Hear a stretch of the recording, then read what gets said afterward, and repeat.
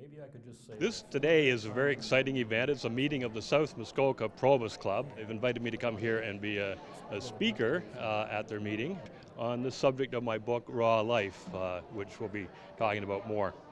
This should have been a quick and simple book to read because what I'm holding here, and I'm going to show to the club members in just a few moments, is a copy, in fact it's the original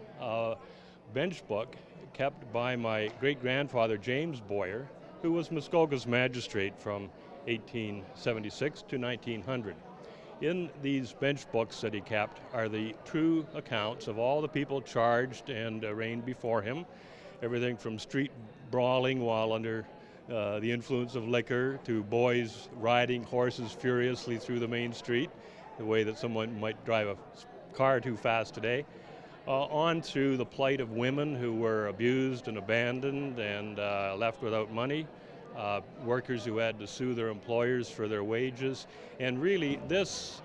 bench book, when I discovered it 10 years ago, struck me as probably the most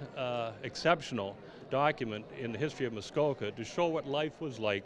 for real people who were many of them on the margins of society, most of them struggling just to get by, to make ends meet, and to live in a lot of human turmoil. And so I decided I would publish them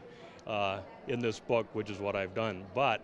to tell the story of Muskoka by this point in our historic evolution, and the story of my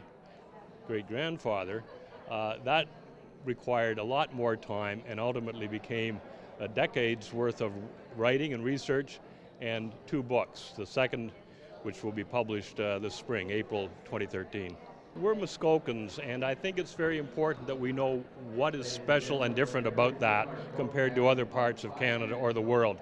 And so I'm interested in our history and sharing it with a wider audience, as earlier generations of the Boyer family have been in many history books, because I think that people are actually interested in history because they care about their future. We drive forward, but it's very helpful to know what's in the rear view mirror